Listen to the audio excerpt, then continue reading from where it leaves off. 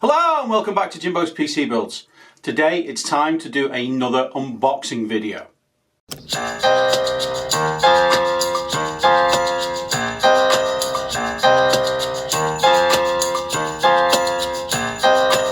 In today's video I'm going to be, instead of unboxing a mouse, which I've been doing a lot of lately, same brand, Keychron, but I'm going to be unboxing a keyboard. This is the Keychron K5 Pro. It's more of a compact keyboard. It's a lower, if I remember rightly, from when I bought it. And I bought this for work.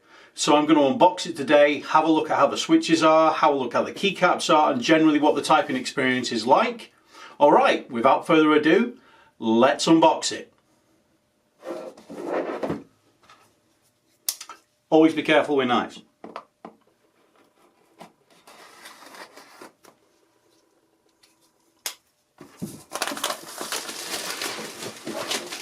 As you can tell, with the plastic being on, unlike the mice, which I normally open up and check if everything's in one piece, with this, I have not checked it yet. So here we go, let's get it out, if I can get the lid off, which I'm so terrible at. We have the sponge to protect it. We have a guide on how to be gentle with keycaps, with the switches even, okay. Then it gives you details on if you wanted to swap out between Windows and Mac and what keys actually need to switch out. We get the keyboard itself, which I'll go through in a second. We get a little instruction manual. We get the USB-A to USB-C cable. Now, as a Mac user, I really wish that Keychron would do USB-C to USB-C instead of USB-A, because to use this with my laptop, I have to get an adapter, which is a pain. We have the spare keycaps. Now, by default, coming out of the box, it comes out ready as Mac, not Windows. So these are the Windows keys that you need to swap back in if you want to be a Windows keyboard. And you get the keycap puller, which comes with all of Keychron's keyboards. All right, now I've got all the bits and bobs out, let's have a look at the keyboard itself. There we are.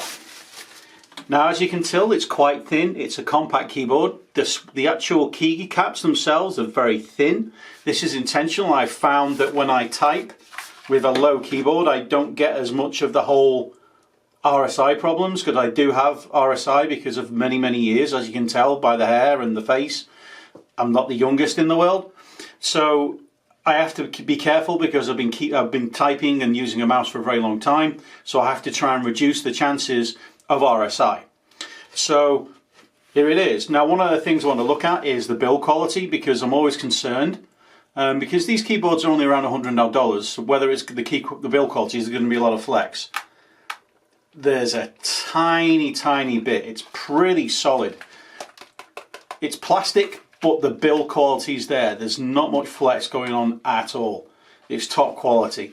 On the back, you have a switch to go from cable to off to Bluetooth. Oh, and as soon as I did that, the lights came alive. The lights of the Keychron keyboards, they do have lights, but they're not the brightest. You probably can't even see them. To be fair, I normally turn the lights off on when I'm using it in work. And then the other key you have is to switch between Windows and Mac OS. Again, because the keycaps come out with the command key and option as for Mac, the keyboard itself is defaulted for Mac OS out the box. All right, let's bring the old camera in a bit closer and give it a good bash at the keyboard, and then I'll give you my final thoughts on the experience and what the keyboard's like and if I'm going to be looking forward to using it. All right, so let's get a view in close.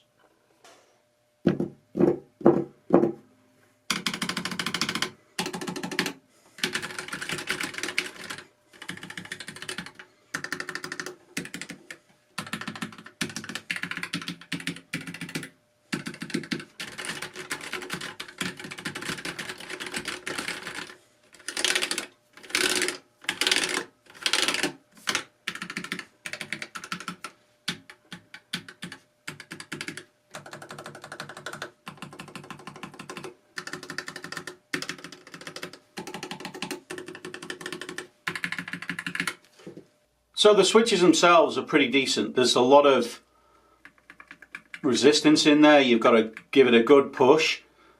So there's not what you would call a big bump. It's more of a smooth, which these are Keychron brown, so you'd expect that. So typing experience, I've got big sausage fingers. They're not long, but they're wide. So I tend to, when I'm typing, to hit the wrong key quite often. Because of the nature of these keys, even though the keycaps and the actual switches are quite thin, the chances of me actually hitting another key and actually triggering it are very low, because there's a lot of resistance in these switches, which is good for me for work, because obviously I do a lot of typing in work. So all in all, I think this is a great keyboard. I'm looking forward to taking it into work and using it. I'll probably post on Twitter, you know, in a few months what my thoughts were on it, and, you know, to give Keychron a shout out after the video is up, to say, hey, this is a great keyboard after longer term use. It's with the first impressions, and that's why I did an unboxing on this rather than a review, because I really need to use it for long enough to be able to say, yeah, this is a great keyboard. All right, I hope you found that information useful.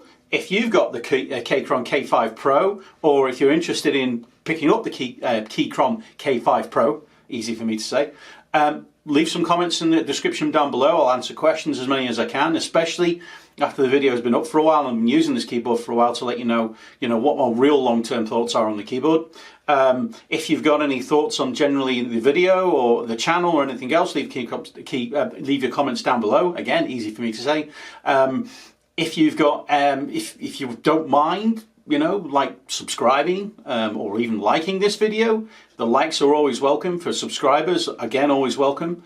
My cadence of videos is not the greatest. I tend to put out one a month. I'm going to try and get 2 out in November, because I'm a little bit behind this year. I've got to try and catch up to do my usual cadence of 12 for the year. So if you hit the bell notification as well, you'll be notified when a video comes out, and then you'll be able to watch it. And again, subscribers are welcome. You know, I'm not got a massive amount of subscribers, which I get. I'm only a small channel, but the more the merrier. It'd be great for you to join our little community. All right, guys. Again, I hope you found that useful. And as always, take care.